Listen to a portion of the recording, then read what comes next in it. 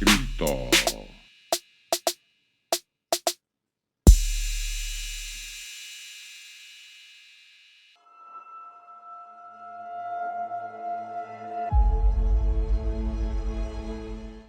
Leta 1806 je v britanskem Leedsu neka kokoš začela nesti jajca, na katerih je bilo napisano v angleščini Jezus prihaja, Jesus is coming.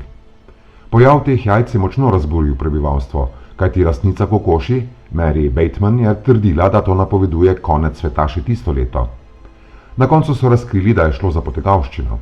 Mary je na že izleženo jajce s korozivno tekočino napisala besedilo, potem pa jajce potisnila nazaj v kokoš, ki ga je ponovno iznesla. Mary so sicer kasneje obsodili na smrt zaradi umora, pravili pa so ji tudi yorkshirska čarovnica.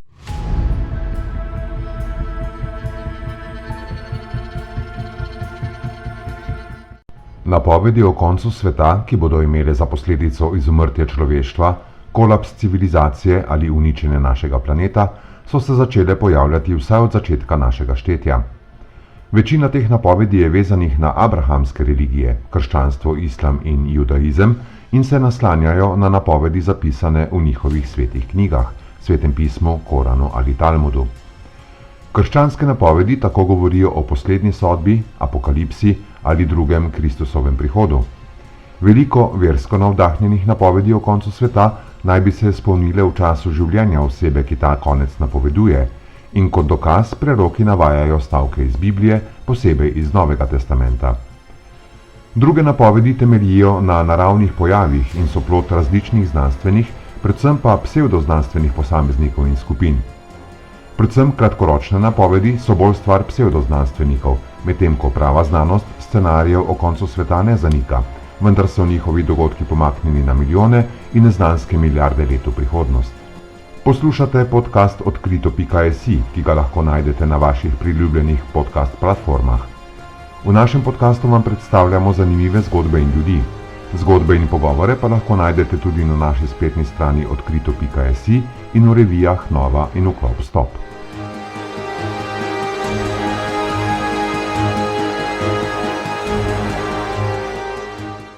O tem, zakaj ljudje ustvarjajo apokaliptične napovedi, je narejenih malo raziskav. Zgodovinsko gledano je bila marsikatera napoved ustvarjena zato, da bi preusmerila pozornost od aktualnih kriz, predvsem revščine ali vojne, podprla kakšno politično agendo ali pa spodbudila sovraštvo do nekaterih skupin.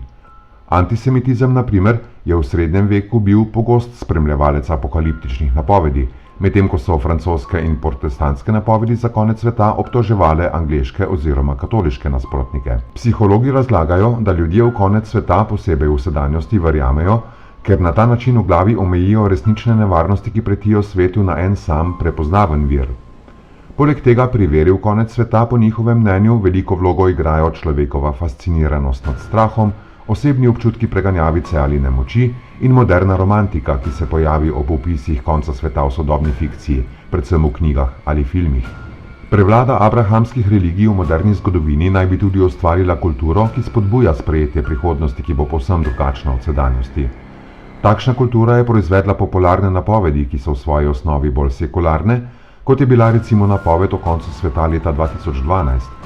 Hkrati pa vsebujejo stoletja stare mite o tem, da bo neka močna sila povzročila konec človeštva.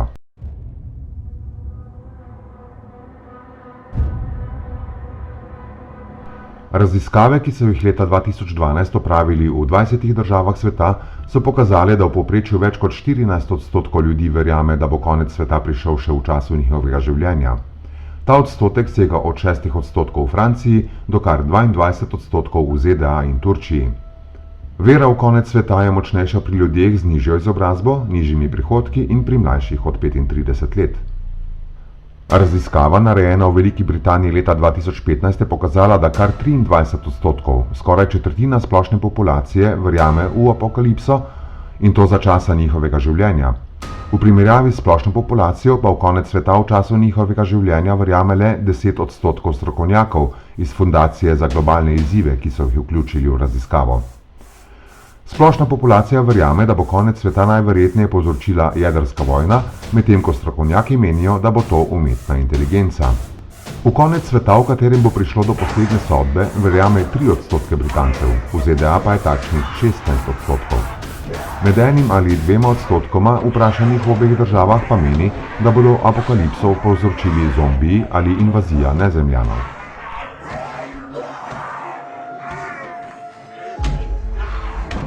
Te raziskave so bile narejene pred sedanjo pandemijo in zelo verjetno je, da se je od takrat tudi povečal odstotek ljudi, ki verjamejo, da bo konec sveta ali vsaj človeštva prinesla zdaj še neznana bolezen.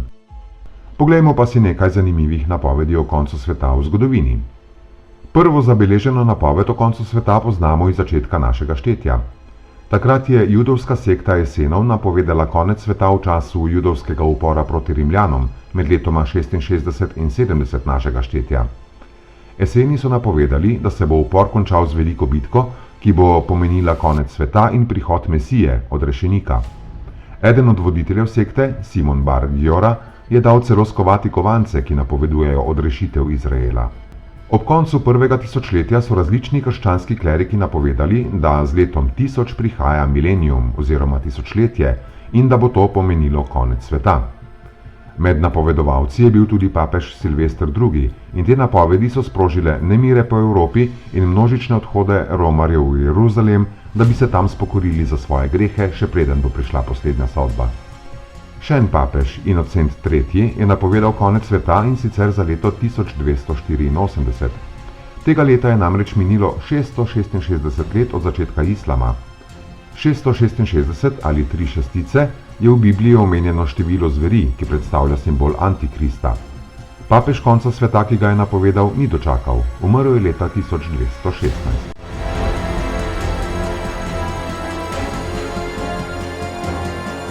Skupina astrologov iz Londona je napovedala, da bo konec sveta prišel 1. februarja 1524, začel pa se bo s povodnjo, ki se bo začela prav v Londonu.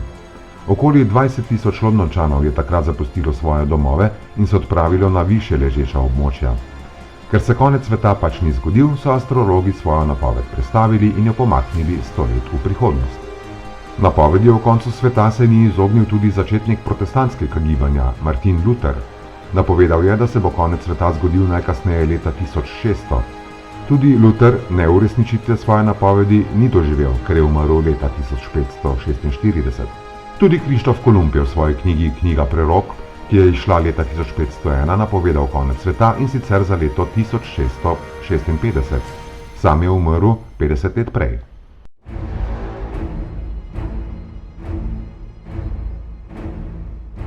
John Napier, škotski matematik, fizik in astronom, je bil eden prvih znanstvenikov, ki so napovedali konec sveta.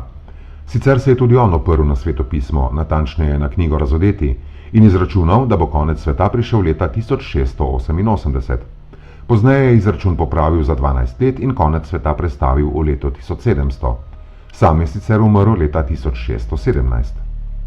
V začetku 20. stoletja je konec sveta napovedal še en znanstvenik, Nicolas Camille Flammarion, francoski astronom.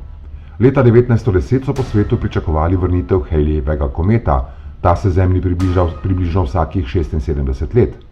Flammarion je napovedal, da bodo plini iz kometovega repa impregnirali atmosfero in uničili življenje na planetu, ne pa tudi našega planeta samega. Za vsak primer so ponekod začeli prodajati tablete komet, ki naj bi ljudi obvarovale pred strupenimi plini. Kot vemo, se ni zgodilo nič. Halleyjev komet pa se je vrnil leta 1986. Tistega leta je konec sveta napovedal Jensen Leland Jensen, ustanovitelj sekte Bahajcev. Napovedal je, da bo Zemlja s svojo gravitacijo privlekla komet, kar bo povzročilo vsesplošno uničenje. Nismo opazili.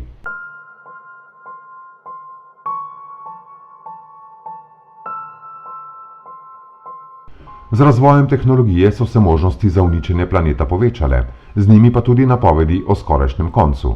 Tako je ameriška spiritualna voditeljica, pisateljica in pridigarka Elizabeth Clare Prophet, njen priimek sicer pomeni prerok, napovedala konec sveta za 23. april leta 1990. Tistega dne naj bi izbruhnila jedrska vojna, ki naj bi trajala 12 let. Njeni sledilci so množično začeli graditi zaklonišča in jih napolnili z zalogami hrane in vode ter orožjem. Njo so seveda pred tem v zahvalo za modrosti napolnili z denarjem.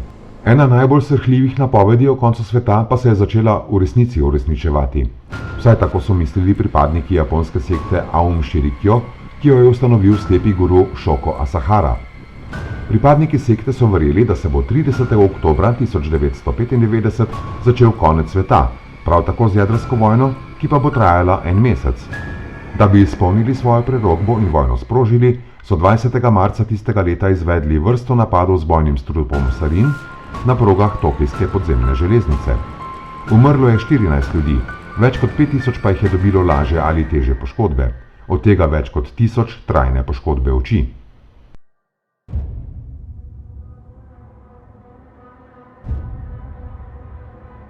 Kaj pa Nostradamus, boste rekli, ker ga še nismo omenili? Brez skrbi, tudi on je poskrbel za konec sveta. V eni od svojih kvartin je napovedal, da se bo 1999 in 7 mesecev z neba spustil kralj groze, kar so nekateri interpretirali kot konec sveta julija 1999. Glede na to, da smo še vedno tu, obstaja dvoje možnosti. Morda se je to res zgodilo, vendar iz nekega neznanega razloga tega nismo opazili, ali pa so razlagalci kvartin proslulega preroka napačno interpretirali vsebino. Število koncev sveta je sicer za leto 1999 ali 2000 napovedalo veliko različnih ljudi. Wikipedija pa za obdobje od leta 2000 pa do danes našteje kar 27 napovedi o koncu sveta. Med njimi prosluli konec majevskega koledarja leta 2012, pa prihod fiktivnega planeta Nubiru in kar nekaj asteroidov, ki nas bodo oziroma nas bi uničili. Napovedi o padcu asteroida so se sicer precej namnožile po letu 1990. Takrat so namreč znanstveniki ugotovili, da je leta 1908 nad rusko Tungusko eksplodiral meteorit ali pa manjši komet.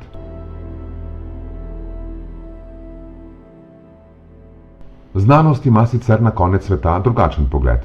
Velika večina astronomov ali astrofizikov se sicer strinja, da bo konec sveta res nekoč prišel, vendar ga postavljajo v zelo daljno bodočnost.